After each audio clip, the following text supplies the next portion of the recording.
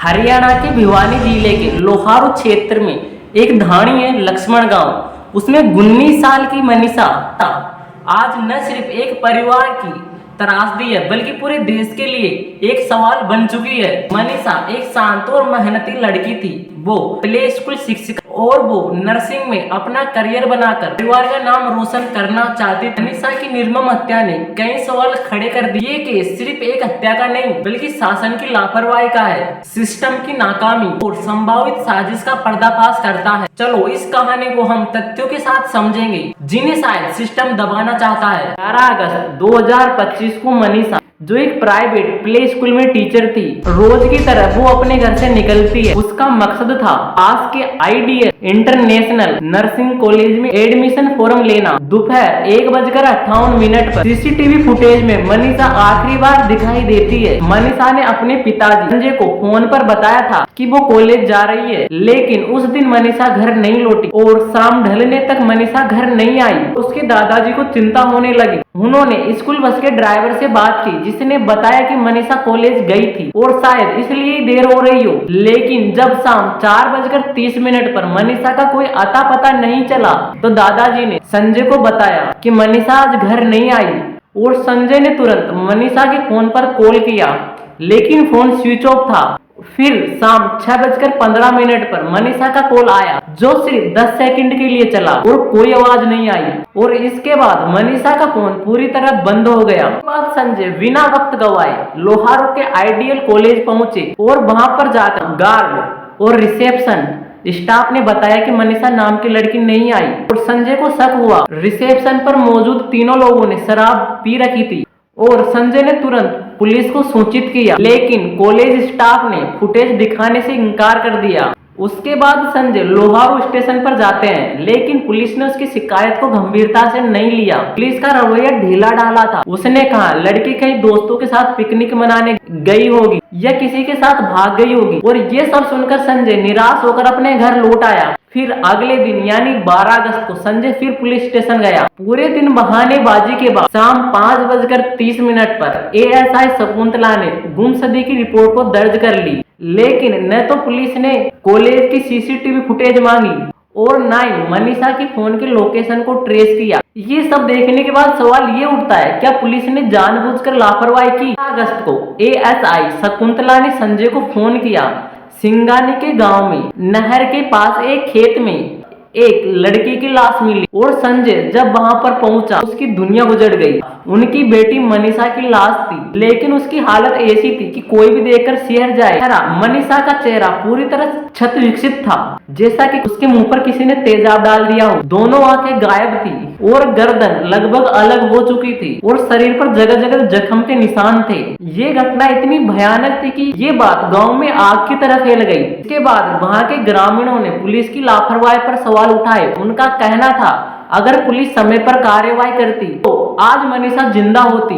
इसके बाद गुस्सा हुए लोगों ने, वहां की भीड़ ने धरना शुरू कर दिया और जस्टिस फॉर मनीषा के नारे लगाने शुरू कर दिए। और पुलिस ने जल्दीबाजी में लाश को भिवानी सिविल हॉस्पिटल में भेज दिया। लेकिन सवाल ये था, इस क्राइम सीन को पूरी तरह प्रिजर्व क्यों नहीं किया गया? 14 अगस्त को भिवानी हॉस्पिटल में पोस्टमार्टम रिपोर्ट आती है और उसने सबको चौंका कर रख दिया। डॉक्टरों ने बताया मनीषा के किडनी और आंतों में ऑर्गन फास्फोरस एक कीटनाशक दवाई होती है, उसके अंश मिले हैं। रेप के एंगल को खारिज करते हुए डॉक्टरों ने बताया कि न तो कपड़ों पर सीमेन मिला, नहीं स्ट्रगल के निशान। पुलिस ने इस आधार पर बना दावा किया कि हत्या या रेप का मामला नहीं बल्कि ये एक आत्महत्या है। लेकिन यह दावा कई सवाल उठाता है। तो सवाल पहला, अगर ये आत्महत्या थी तो क्राइम सीन पर कीटनाशक की बोतल, रेपर या कोई अन्य सबूत क्यों नहीं मिला?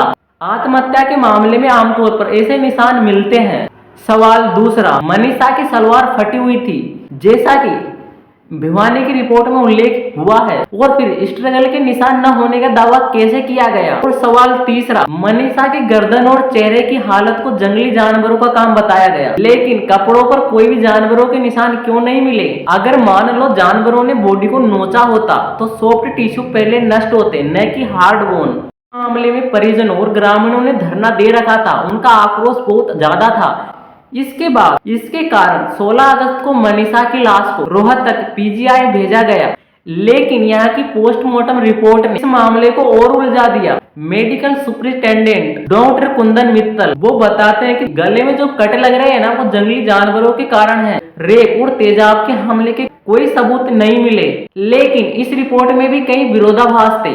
पहला, भिवानी की रिपोर्ट में आंखें गायब होने की बात थी, जबकि रोहतक की रिपोर्ट में कॉर्निया और प्यूपिल के डिंकपोज होने की बात सामने आई। अगर हंग गायब हो गई तो डिंकपोजिशन कैसे हुआ? भिवानी की रिपोर्ट में सिर्फ आधी किडनी और स्प्लीन के हिस्से को बिसरा टेस्ट के लिए भेजे थे, लेकिन रोहतक ने किडनी, स्प्लीन और यहाँ तक कि गर्भाशय और ओवरी को पूरी तरह गायब बताया। ये कैसे संभव है? रोहतक की रिपोर्ट में बॉडी पर मिट्टी और बालों में घास पत्तियां होने की बात कही गई, जबकि भिवानी से बॉडी बोस्ड और प्लास्टिक में रेप होकर गई थी। सुसाइड नोट का ड्रामा। 18 अगस्त को पुलिस ने अचानक दावा किया कि मनीषा की बॉडी के पास एक सुसाइड नोट मिला और वो उसकी हेड राइटिंग से मेल खाता है, यानी दोनों की हेड राइटिंग सेम है। आपने गौर किया है? ये नोट 5 दिन बाद में सामने आया। अगर ये पहले मिला था तो इसे छिपाया क्यों गया? और ये नोट रोमन लिपि में लिखा गया, जबकि मनीषा के पिता ने बताया उनकी बेटी इंग्लिश में ऐसा नोट नहीं लिख सकती। और वहां के लोगों ने भी प्रशासन के खिलाफ सवाल उठाए, अगर ये नोट असली था तो इसे छिपाया क्यों गया? इसे इतने दिन छिपाकर क्यों रखा गया? मनीषा के अभी तक 2 पोस्टमार्टम रिपोर्ट आ गई, दोनों में अलग अलग बातें थी। इन सब से लोग बहुत तरह गुस्सा थे, उन्होंने सड़कों को पूरी तरह जाम कर दिया। इसके बाद हरियाणा सरकार ने 19 अगस्त को इस मामले को सीबीआई को सौंपने हरियाणा सरकार ने 19 अगस्त को मामले को सीबीआई को सौंपने और एम्स में तीसरा पोस्टमार्टम कराने का ऐलान किया। सवाल ये है, क्या अब सच सामने आएगा? पहले 2 पोस्टमार्टमों में इतनी गड़बड़ियां सामने आई, अब इन तथ्यों को दबाने की आकांक्षा बढ़ गई। अब हम जानते क्राइम सीन की लापरवाही। पुलिस ने न तो क्राइम सीन को प्रिजर्व किया और न ही टायर के निशान या शराब की बोतल की फोरेंसिक जांच की।